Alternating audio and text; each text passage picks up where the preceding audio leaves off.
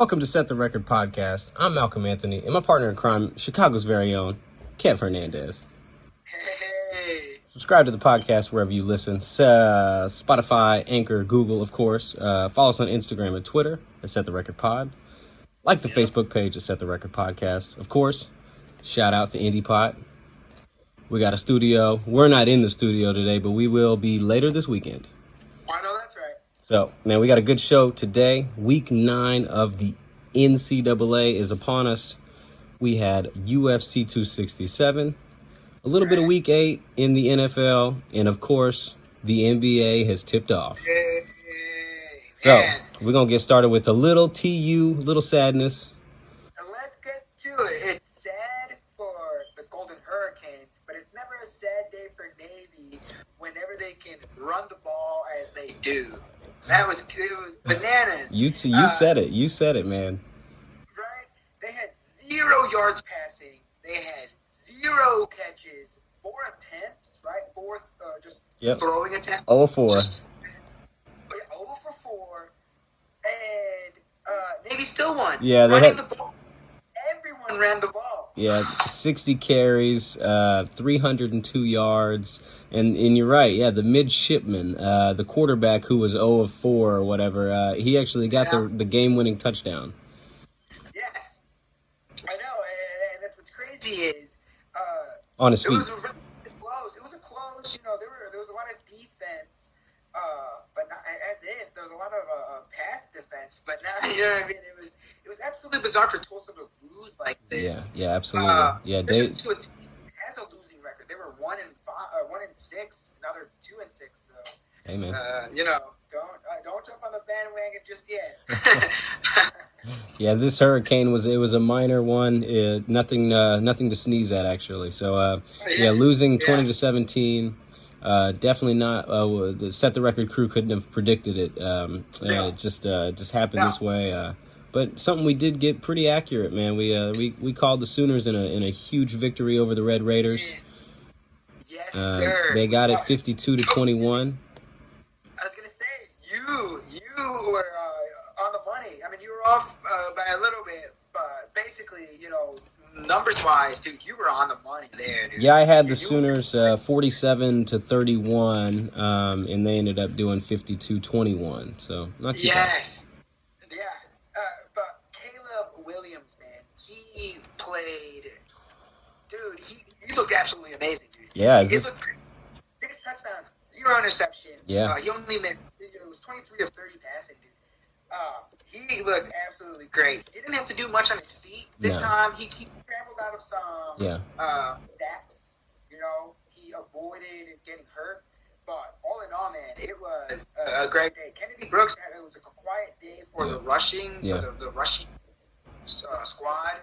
But passing, man, Caleb Williams, even Spencer Rattler got in on it. He did. He threw a touchdown pass as well. So yeah. Hey, we getting everybody involved. Yes, and that's what you need. You need Spencer to, hey, you're still part of the crew, man. Yeah. Where I know you're gonna transfer, I'm sure, but not in the middle of the season. You're not. Yeah, man. Hey, every day on the bench, he's a Sooner, no doubt about it, man. Yeah. And even in moments when we can rest our starter, he can go in and still clean up the crew. So Sooners 9-0, undefeated, ranked 4 right now. We'll see how they fare in the college football playoff rankings. But we'll see how that plays out. We got the Cowboys also getting a big win, man. Cowboys, man. We didn't think they'd really struggle too much against Kansas. No. Cowboys ranked 15th right now and dominated really on both sides of the football. They harassed the Jayhawks. I mean, they really they pounced on this bird and really did not relent. It was like the scene in The Lion King when Scar jumps on the bird. They you know what I'm saying? Yes. Harassed the bird. Zazu. Ozzy. There it is. Zazu. Yeah, I'm wearing the shirt. That's what I'm saying. That's what got me. It's on my mind. But no, 55-3, the Cowboys in a huge, just dominant victory. Great. Yeah, Spencer Sanders, clean game. Yep. 12 of 19, 157 yards. He had 2 touchdowns, and he ran for another one. Again, just clean. That's what we need. No turnovers, no fumbles. You get you get the receiving core, you get the rushing, you get everybody in on it. Yeah. And State showed they got a lot of power, man. There's a lot of weapons out there. Yeah, no, I agree. And you know what they did defensively was special. 3 interceptions, holding the Jayhawks to 99 yards rushing and only 44 yards passing. So the big things, 0 of 13 on third down, and the Cowboys, like you mentioned, their offense, it was really clicking on all cylinders. The rushing, the passing, really almost 300 yards rushing. So it was a really good day for Cowboy football, for Sooner football on a Saturday. And really, Oklahoma in general, we kind of get things brewing, things strike. And occasionally, thunder strikes. And we had quite the game against the Lakers this last week. And, really the NBA season has just kicked off. Most teams have played 6 to 8 games so far. We're a month in, right? 1 month in the season. And the Thunder, 1-6, not, look, this is something we know was going to be a progression. I actually thought the Thunder would be in a more... in a better position they'd be in now. I thought we'd be closer to the 12 seed than the bottom of the pack. But what have you seen? I know what you mean. It's funny because the Lakers were up in that one game that the Thunder did win. Yeah. And it's interesting because 26. It could be that they don't win another game for another month, bro. I wouldn't be surprised if this is the only win of the season. And we were there, dude. We were there on the comeback, man. We were. Set the record was in the building. Paycom Center was going wild, yeah, man. It was. It was nice. In the third quarter, they came back, and at the very end, tried to hit that buzzer beater to take the lead, 3 points.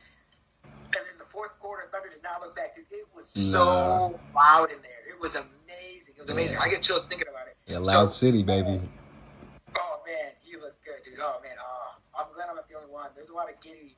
People are getting up, dude. Yeah, no doubt about it, man. We got a good young squad, and really when they put the right things together, we're going to be just fine. We are lacking large men. We don't have size. We don't have a lot of depth and size right now. We got a lot of young good guards, and it's awesome. But eventually, Poku might put on a little, and we saw him get a good block over the weekend. So we'll really see how this plays out. We did tough loss against the Clippers, right? Clippers in the game, 17-3 run. We were up. We were up. They hit 12 of 21 in the second half of threes, and they were 6 of 9 in the fourth quarter. PG, former Thunder, 15 points in the fourth quarter of his 32, really put it on us, since he's like, oh yeah, you remember me leaving you? I left you high and dry, and this is why, to go home. Yeah, not very cool. No love lost. No love lost with PG.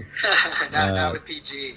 But you mentioned the Clippers, man. I know that there are several. We're only a month in, but there are several teams that are really showing some true colors. Yeah. And the one that I am just absolutely proud of, the Chicago Bulls. Yeah. Dude. The quick turnaround, man, from last year to this year. From last year, it was like, oh shit, are we gonna make it to the playoffs? This year, it's like, we're going to make it to the playoffs, and we may make a run.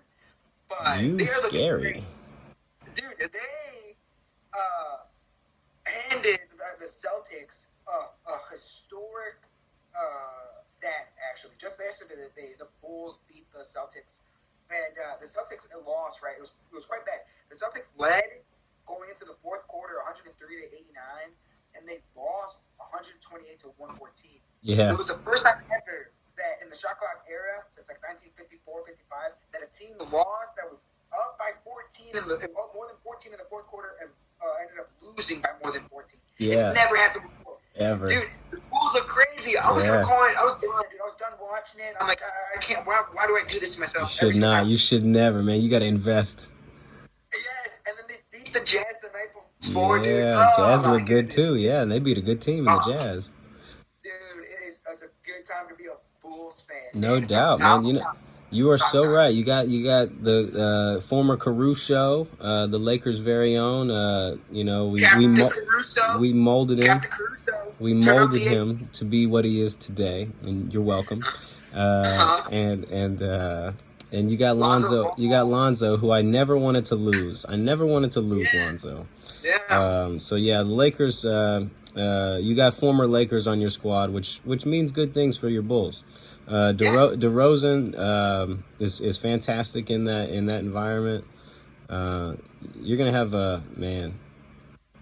you got a good set. Yes, dude. I know. I cannot wait. What about?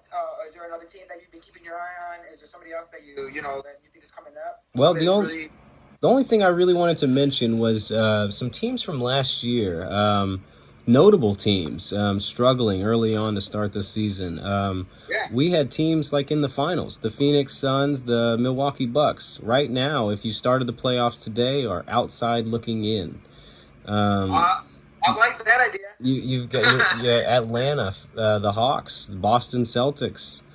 Boston struggle. Portland Trailblazers, and like I mentioned, the Clippers. That team, though getting the win against the Thunder, still struggling. So there is that. I think that's a stunning thing, and I want to mention. I said the Lakers would be 4-3 to end the month of October, and check the stat line.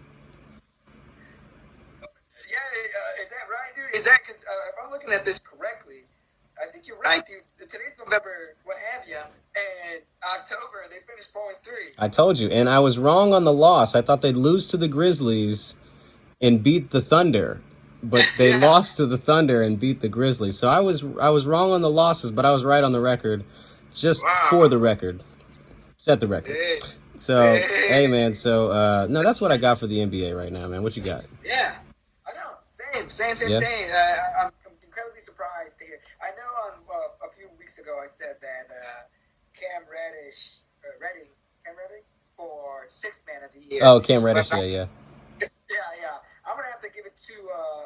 I think the number one guy is gonna have to be. Oh man, I can't remember. I can't believe I forgot his name. But I may have to redact that. Okay. We'll amend that on the next set the record. Yeah, I don't even know. I'm gonna think back on who was to be. Tyler Hero from Miami Heat. Okay. Heat coming off the bench hot. Dude. Okay. He's coming off the bench hot. Dude. The Heat is. Have you seen Melo come off the bench? Anyways, we'll get there. Yeah, you're right. Look, we got UFC 267 happened this weekend, but quick note, you wanted to talk about last week just for a second? Real quickly, Marvin Vettori beats Fatty Costa. Yeah, Fat Costa. Fat Costa, which was a very great fight because, it struck Marvin. Marvin handled him 4 rounds. The first 4 rounds, nothing. Yeah. What was crazy was Apollo in the 5th round, dude. In the 5th round, did you see? He was. In the 5th round, he dominated, dude. Yeah, still has the energy. It looked crazy. I almost thought Costa was going to win because he was going to put him out, because that's what he needed. But no, Marvin withstood it, and the judges gave it unanimous. And if the judges give it unanimous, well, you gotta knock him out. What can we do? Yeah, sorry about your luck. Yeah, I just gotta mention that quick. Just a quick one, because you never know with Marvin, with Costa, you never know what's gonna happen. I think Costa now is a 205er. Dana White is like, you're done. You can't make the weight. Let's not do this again. So.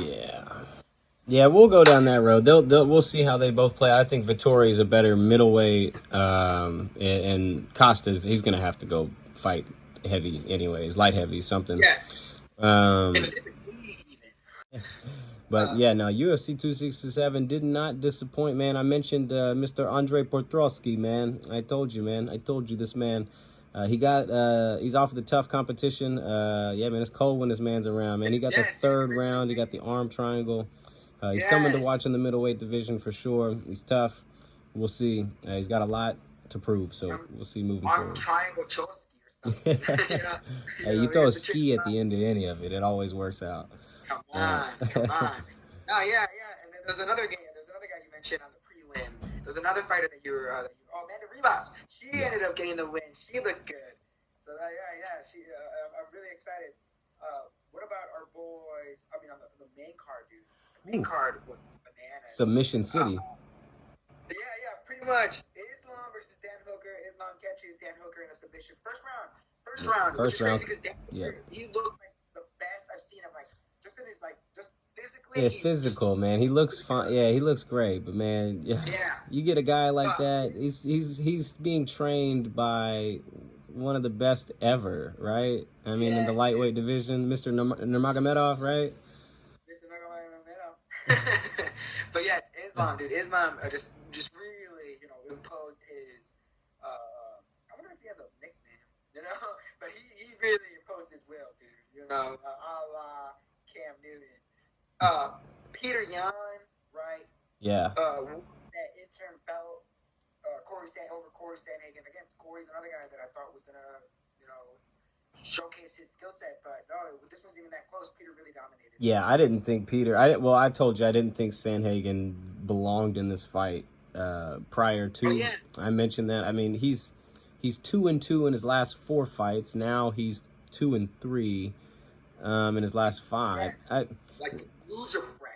I mean, he lost to Dillashaw. I thought Dillashaw should be in that fight personally, but I don't think Dillashaw would have beat Petr anyways. I think that's, besides the point. But I mean, I really can't wait till Aljamain comes back. I think Pete, man, been talking too much, man. I'm ready for Aljamain to come back and put this work down. I know what you mean. It's not a likable character. It's not likable. No, because he keeps saying Aljamain making excuses, man, and. Come on, man. Yeah, but Aljamain's fighting like a liver thing, and he's like, no, he just doesn't want to fight. Yeah, I'm like, okay. His body's favoring him. Yeah. Like, no, he just doesn't want to get in a ring with me. Yeah. He's actually facing death. Yeah, really, he doesn't want to get another disqualification knee to the head, you jackass. Yeah, you fight dirty, Peter. Dirty Peter. Jan Blachowicz, what is it? This is a second defense. Right, he fought off Israel Adesanya. That was easy. And then he faces Glover Teixeira, 42 years old. Glover Teixeira. Yeah, 42-year-old. What does Glover do? Hey, Glover takes him into deep waters. No, he got him in early in the fight. Second round, right? Second round. Yeah, took him out, man. He really worked on both sides, top to floor, top to bottom, man. Yeah, so, stand up, right? Sit down. Yeah, however you want to do it. Yeah, we can meditate. We do whatever. Yeah. Legs folded, dude. Like Glover really.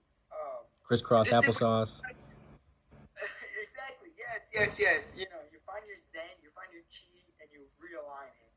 But it was just Glover getting him in that rear naked. Yeah. But just put it. Jan had a tap, which is always tough for a champ to do because you almost want to get knocked out, but. Yeah, put me to sleep. Yeah, dude. But Glover looked good. 42 years old, man.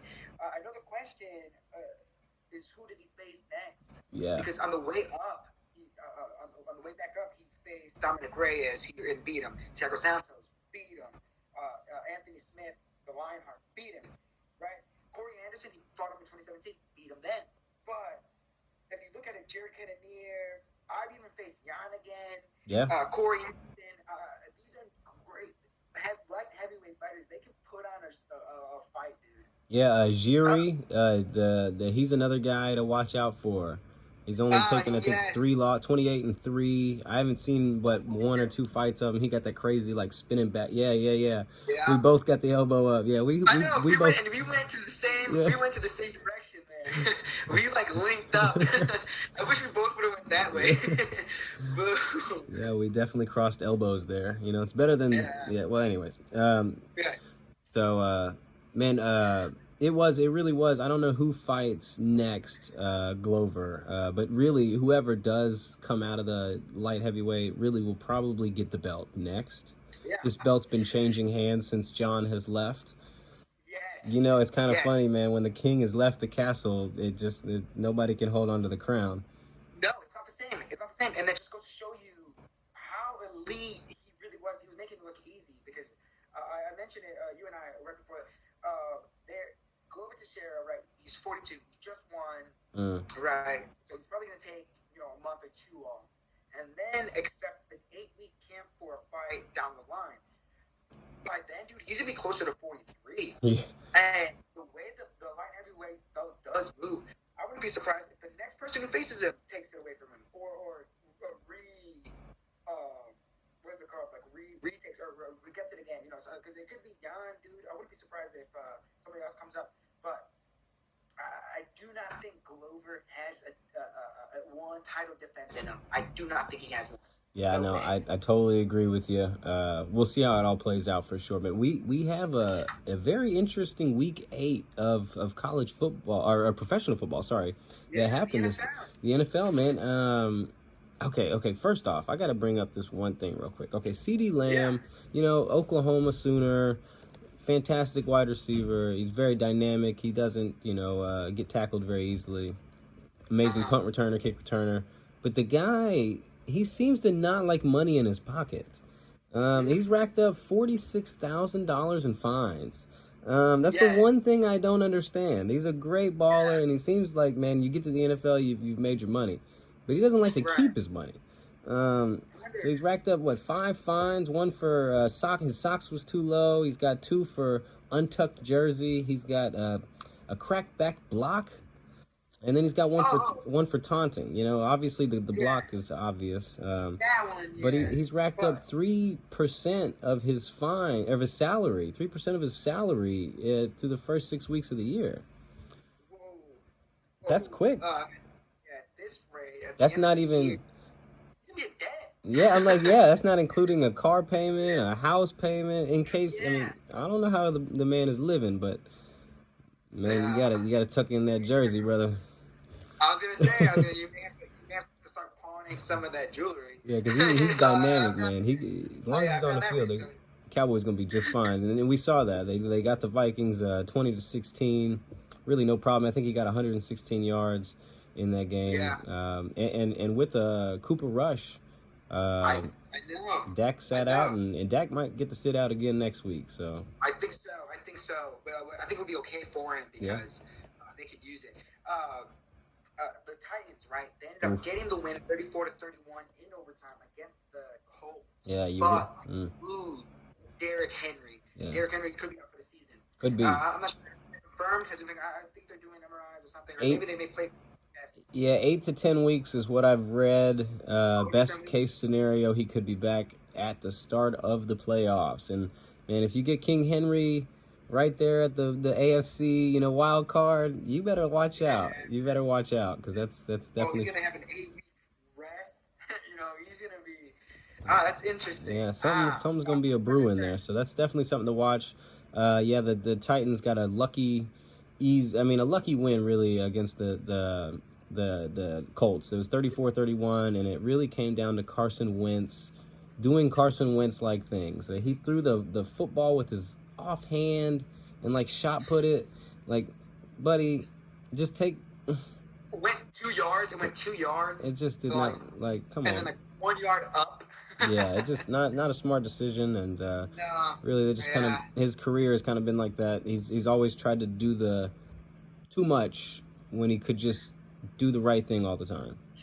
Because he's always the hero, and he's really talented. We've seen what Carson Wentz could do. That was 2017 year when he was an MVP candidate, or 2018. Yeah. So and then just won a Super Bowl for the Eagles and shit. Well, he was on the team. But... Yeah. He was on the team. Mr. Nick Foles got the Super Bowl. But we got the Packers. Aaron Rodgers. He was John Wick over the weekend, and before being John Wick, he took out the Arizona Cardinals in very devastating fashion, I might add. He had no wide receivers. No wide receivers. The Cardinals, man, are a healthy squad. Yeah, and it was just not Kyler Murray's best game. Nah, definitely not too. So, and the Packers, man, I think Aaron Rodgers, dude, a happy Aaron Rodgers is a winning Packer team. Yeah, I agree. And he's a Bears fan who just recently lost to the 49ers. I can attest that the Packers are a good team. That's it. It hurts my heart. It pains me to say. No, I completely understand that. Yeah, no, one other notable thing I'll add, or maybe two other last notes I have for the NFL. The Patriots get the win over the Chargers, 27-24. I thought that was important because we all thought Justin Herbert was looking really good, maybe even somebody who could be mentioned in the MVP list because of how good he's been playing. But the Chargers came back to earth, and Mac Jones is looking pretty good with the Patriots. 3-1, as long as he doesn't throw an interception. Yeah. Oh, 3-1. Yeah, with no interception. Every single time he has no game with no interception. It's funny. I was gonna say, the Chargers are losing and Patriots are winning. The universe heals itself. Yeah. Nature always. Nature finds a way. And for sure, when Tampa Bay lost, think about it. Yeah. That's my next note. I was just gonna make.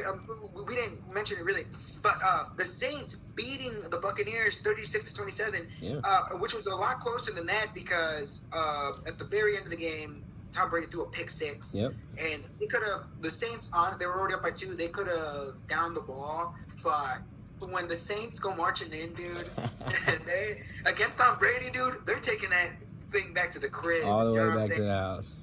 Pick six. So that was cool. And it's good to see Brady lose like that. He's human. I agree. Again, guys, 43, 44, 42 years old, dude, and still, the light heavyweight champ of the NFL. You know what I'm saying? Hey, no doubt. Yeah, Tom Brady, the GOAT, for sure. Yeah, man. And final note, man, Von Miller got traded from the Broncos to the Rams. Jalen Ramsey. They got Aaron Donald. They got Matthew Stafford. Leonard Floyd is coming really good off on the other side of the defensive line. Man, this team is crazy because the Rams are it. The Rams are the team. Win right now. Yeah. They're going back. Dude, this is genius. We're gonna look back in February. Look back at this. Remember when week 8 when they traded Von Miller? And that was the turning point. Yep. Because the Rams, I think the Rams just solidified the NFC spot. Yeah, at least in the NFC Championship game. Yeah, no doubt. They're to me they're going to be playing either the Bucks or the Packers, depending on how it all plays out. How many spots? No. I'm saying we're running out. Hey man, that's how we do it here, man. We just add teams to other brackets. Man, that set the record for you. Yes, dude. Hey, we have our own play-in, playoff tournaments, right? Playing. Oh, dude, what a fun episode of STR. I think that was really cool. I really appreciate those who are still, watching us and on this new format with us. Thank you for your patience. Be sure to continue to look us out on Facebook, Instagram. We're at Set the Record Pod. Spotify, Anchor. Just shout out to 20 of the town, Indie Pop, my boy Malcolm Anthony. Yeah. All right. It's your boy as always. It's your man Chicagoland. It's always a pleasure. It's Kev Hernandez. Hey, meditate. Make it go away. Peace.